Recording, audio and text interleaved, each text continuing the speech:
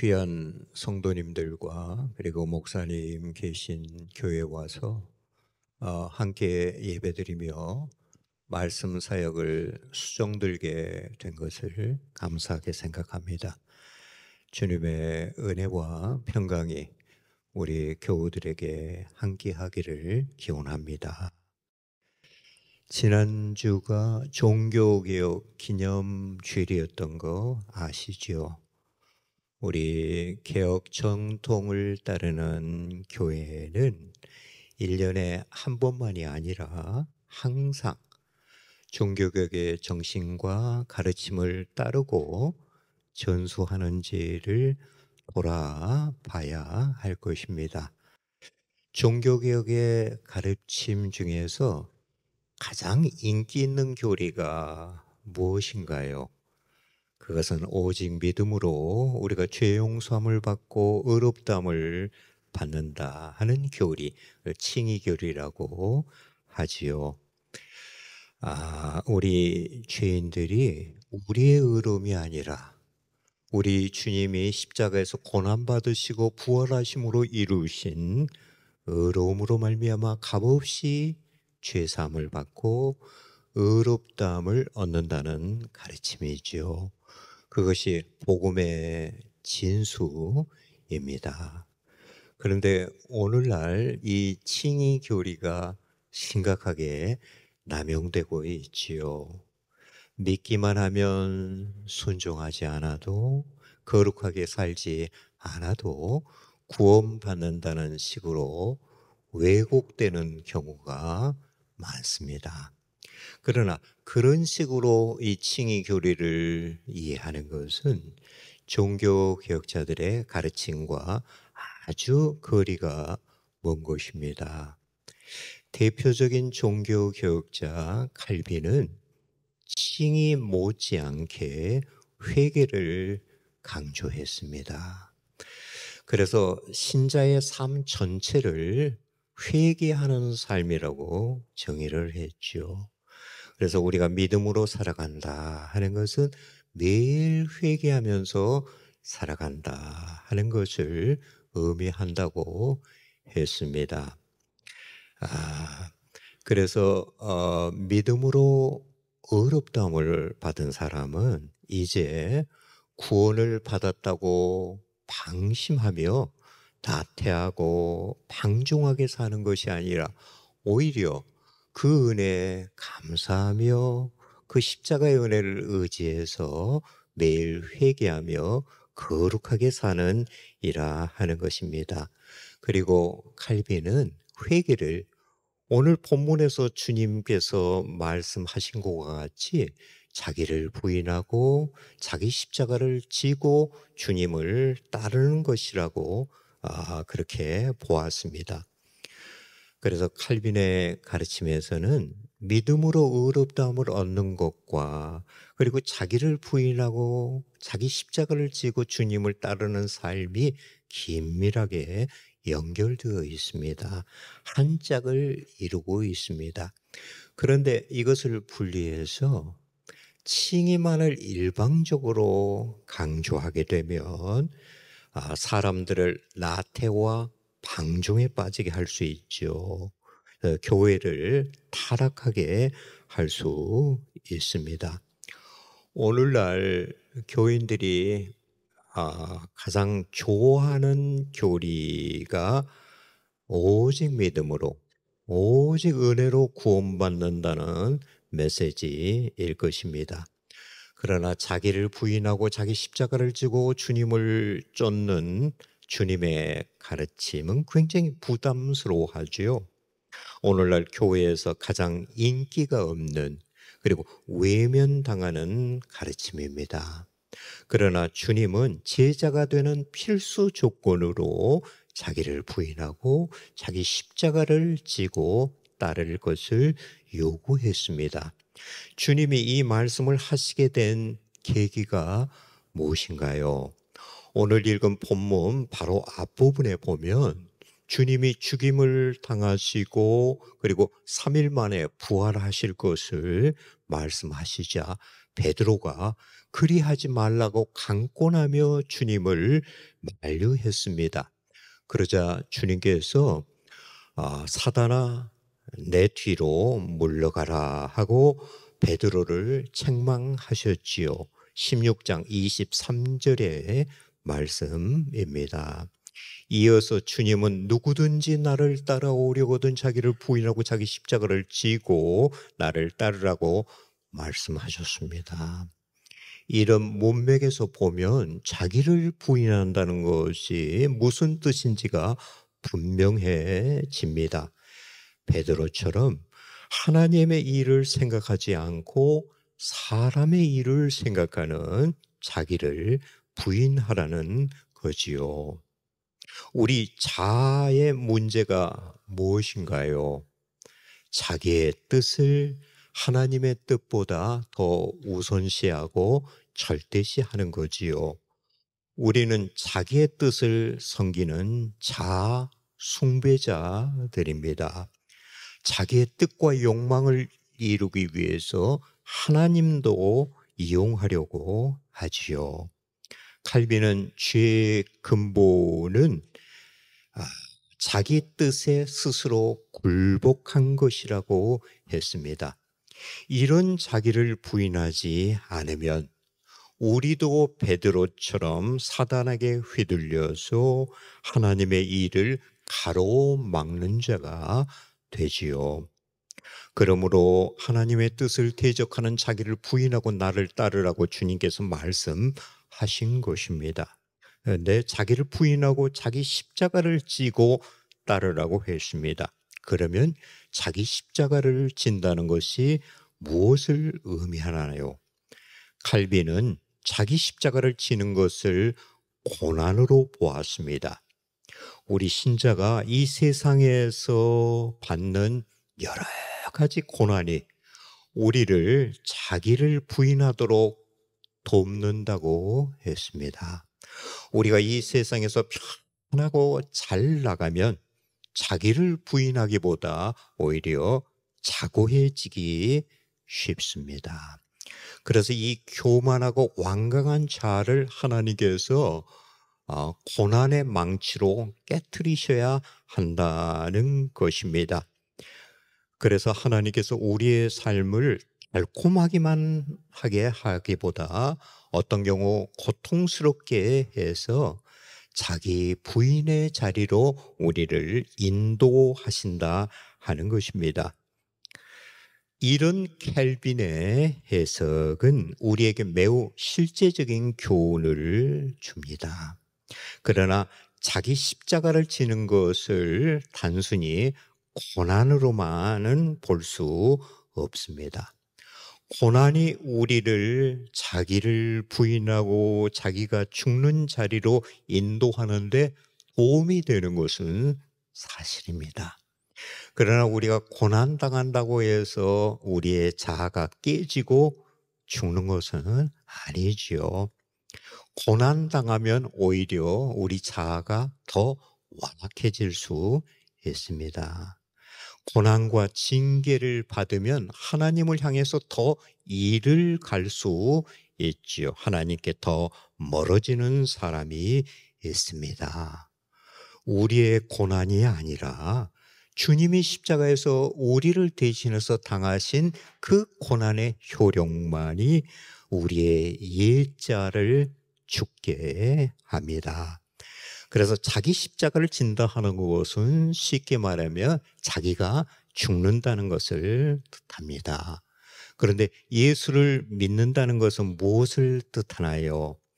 주님의 십자가의 죽음에 연합해서 나도 죽는다는 것을 뜻하지요.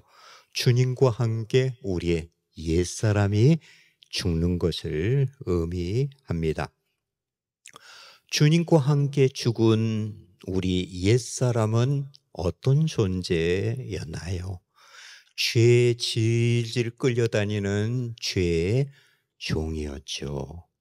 죄와 사망의 세력의 포로가 된 자였습니다. 구약 에스겔서에는 마른 뼈가 가득히 쌓여있는 골짜기의 환상이 기록되어 있습니다. 이 마른 뼈의 환상은 이스라엘의 불순종의 죄가 얼마나 무서운 결과를 초래하는지, 죄의 세력이 얼마나 파괴적인지를 보여줍니다. 영적인 생명을 철저히 파괴하지요. 하나님에 대한 모든 감각을 파괴합니다. 사람들이 살아있다고 다 산 게 아니지요. 겉은 멀쩡한데 속은 마른 뼈같이 썩어 문드러진 것 같은 사람들이 있습니다. 주님이 그 당시에 종교 지도자들에게 너희가 겉으로는 화려하고 아름답지만 속에는 죽은 사람의 뼈와 온갖 더러운 것이 가득한 회칠한 무덤 같다고 했습니다. 그들에게는 아주 모욕적인 말이죠. 그건 너희가 썩은 놈들이다 하는 말과 같습니다. 과거 우리가 한국에서 썩을 놈이라는 말 많이 들었습니다. 그런데 이 말이 우리 인간의 실종과 문제를 기가 막히게 잘 표현한 말입니다. 유명한 실존주의 철학자 마틴 하이데거의 철학이 아주 어려운데 그 핵심 사상을 쉽게 말하면 인간은 썩을 놈이라 하는 것입니다. 우리 삶에 가장 확실한 것은 우리가 매일 죽음을 미리 경험하고 있다 하는 것이죠. 우리가 매일 조금씩 죽어가고 있습니다. 썩어가고 있는 것이지요. 그러나 성경은 우리가 죽어가는 정도가 아니라 이미 썩어서 마른 뼈와 같다고 말합니다. 썩을 놈이 아니라 이미 썩은 놈이라 하는 것이죠. 세상에 썩은 놈들이 참 많습니다. 그 정신과 인격이 썩어 빠진 인간들이 많지요. 오늘날 교회가 타락해서 교회에도 그런 사람들이 있습니다. 썩은 사람들은 썩을 것만 열심히 쫓습니다. 썩을 것에 대한 탐심이 가득합니다. 아마존에서 선교하는 이에게 들은 이야기입니다. 아마존에는 마마야쿠라는 물고기가 있는데 그 입이 자기 몸체보다 더 크다고 합니다.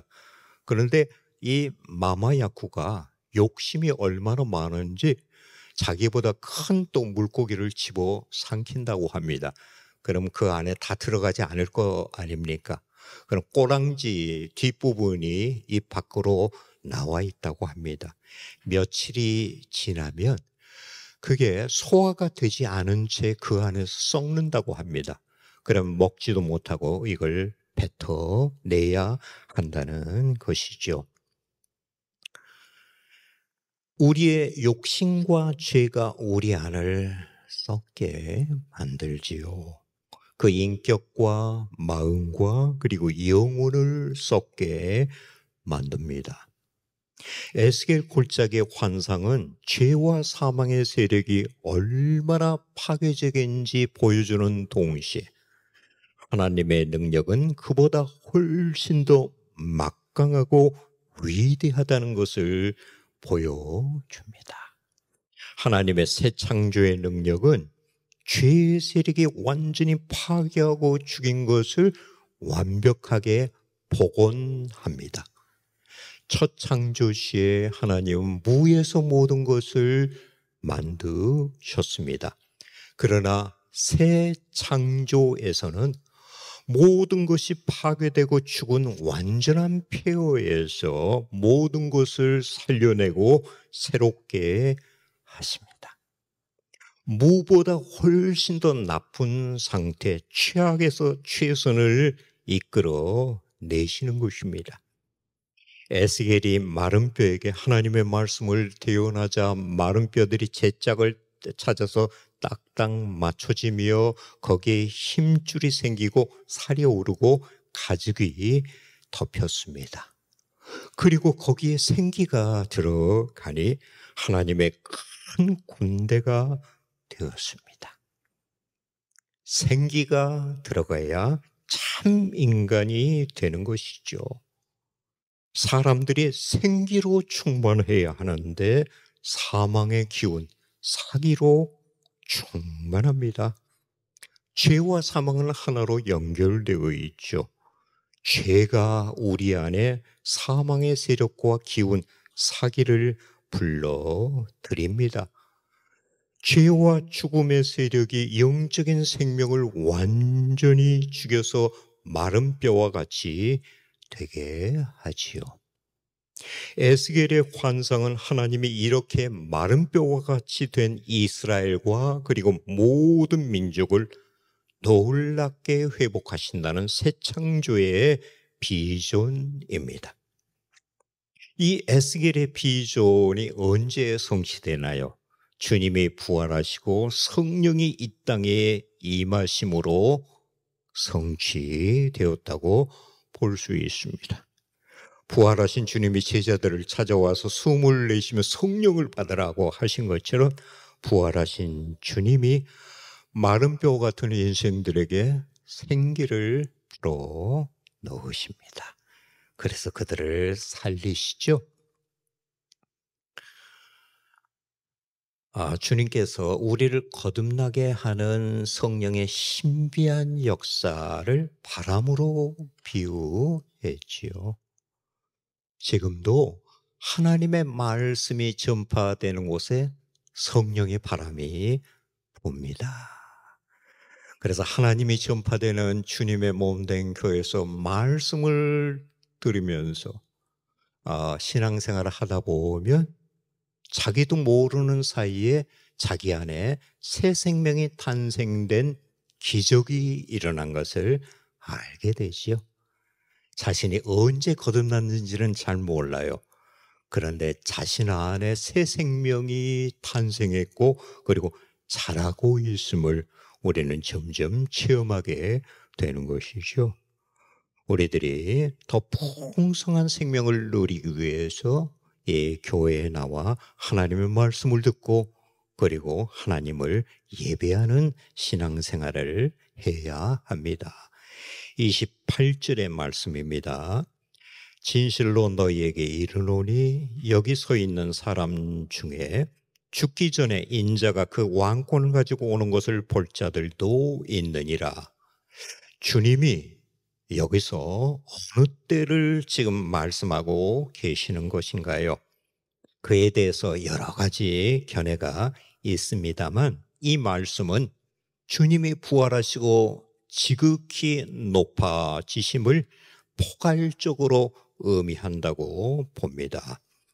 주님이 십자가에서 죽기까지 낮아지셨으나 하나님이 주님을 지극히 높여서 하나님의 우편에 앉아 만물을 다스리는 주가 되게 하셨습니다.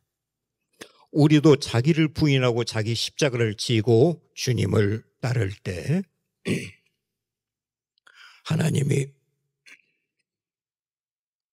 하나님이 우리를 주님과 함께 높여 영화롭게 하실 것입니다.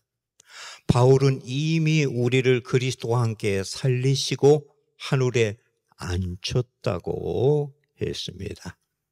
우리가 주님의 십자가의 죽음과 연합하면 동시에 부활과 연합하지요. 죄와 사망의 권세에 사로잡힌 우리의 옛사람이 죽고 부활의 생명과 능력으로 충만한 새 사람으로 다시 삽니다. 자기를 부인하고 자기 십자가를 지고 주님을 따르는 것이 영원한 생명과 영광에 이르는 길입니다.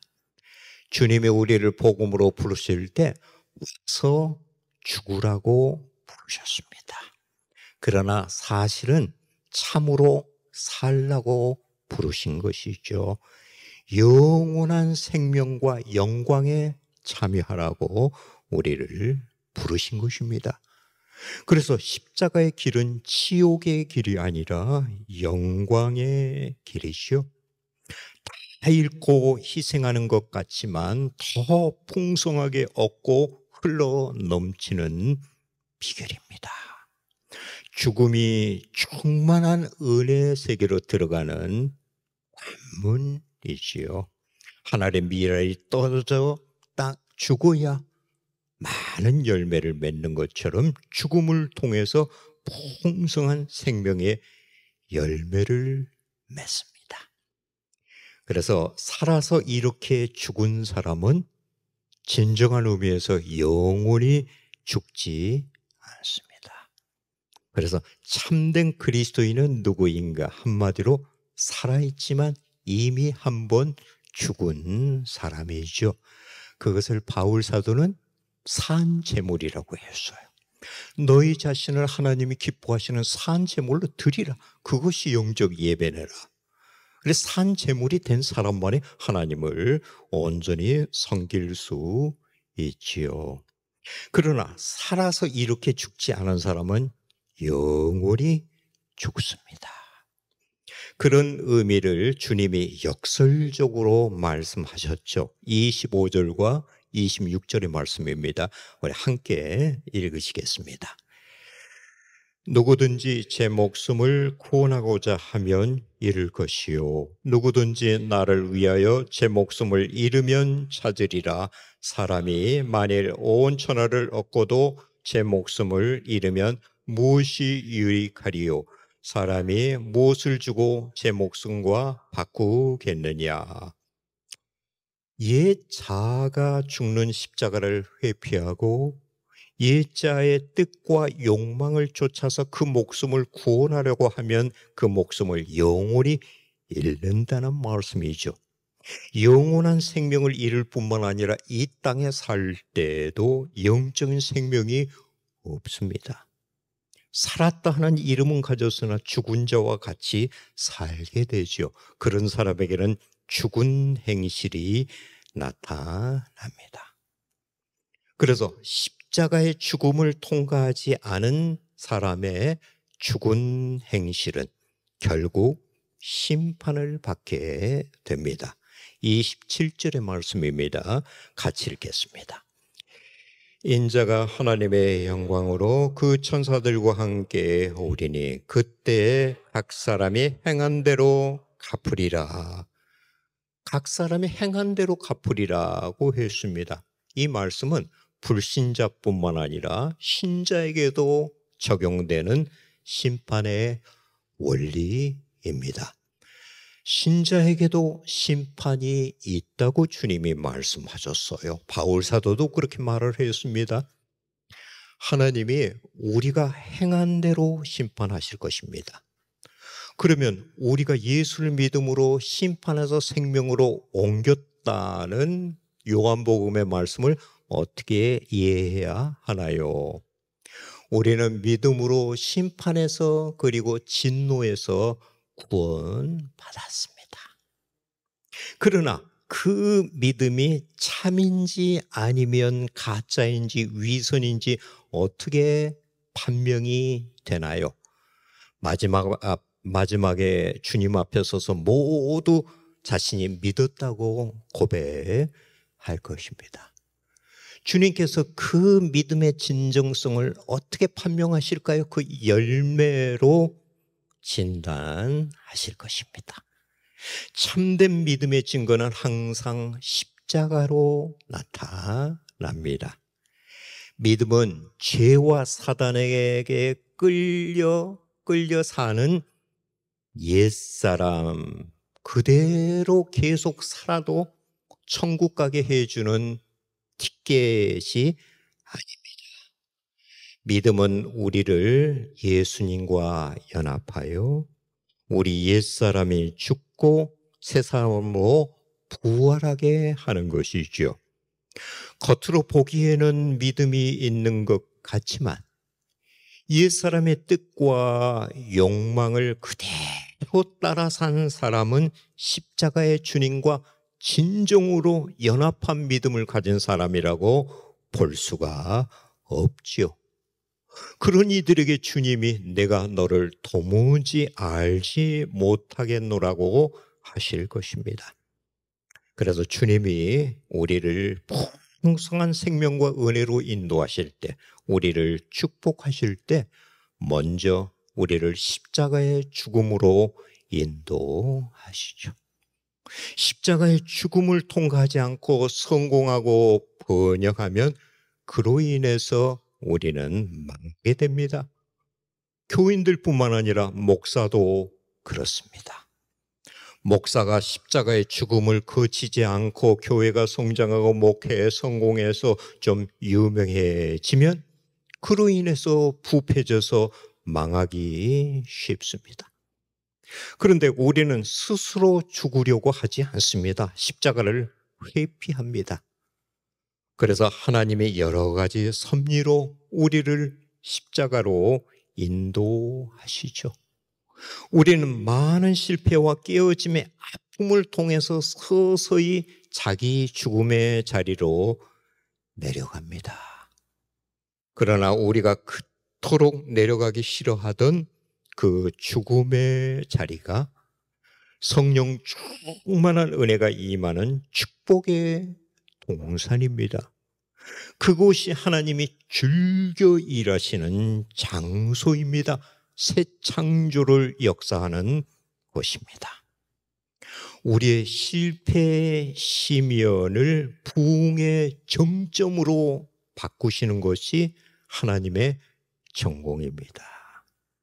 그래서 시면은 뒤집어 놓은 정상이라 하는 말이죠. 하나님은 뒤집기 역사의 명수이십니다. 옛 자아의 뜻과 욕심을 따라서 자아의 힘과 지혜로 사느라 지치고 공고하지 않으신지요?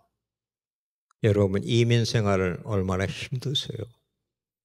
저도 81년도에 LA로 이민을 와서 오래 여기서 살았습니다. 처음에 이민 와서 저희 누님이 하는 드라이빙 델리라는 그런 마켓이 있어요. 지금은 거의 없는데 거기서 일하면서 첫 해 곤충 강도를 제가 2번 당했습니다. 이민 생활이 얼마나 험난하고 힘든 거 잘 압니다. 낯선 언어와 문화 속에서 이렇게 살아간다는 게 얼마나 어려운 일인가요? 자기 힘과 지혜로만 살 수 없지요. 주님이 우리에게 공급해 주시는 평강과 능력으로 살아가야 할 것입니다. 키에케골이라는 실존주의 철학자가 이런 말을 했습니다. 영원히 강하신 하나님을 방해하는 자는 한 사람뿐이다. 스스로 강해진 자, 바로 자기 자신이라고 했습니다. 우리는 자신이 너무 강해서 계속 쓰러집니다. 실패합니다. 공고해집니다. 우리가 가장 약해질 때 우리 안에서 하나님이 가장 강해지십니다. 자신이 한없이 약하다는 것, 자기 힘으로는 그리스도인으로 살 수 없다는 것을 결감하는 이는 기도하지요. 우리가 완전히 약해진 약골로 무릎을 꿇었다가 강한 자로 일어나게 됩니다. 그래서 우리는 기도 속에서 죽음과 부활을 체험하지요. 자기가 주인이 돼서 자기 힘으로 사는 옛자가 죽고 주님을 주인으로 모시고 그분이 주시는 은혜와 평강으로 매일을 살아가게 됩니다. 이런 은혜가 우리 성도님들과 함께 하기를 기원합니다. 기도하겠습니다.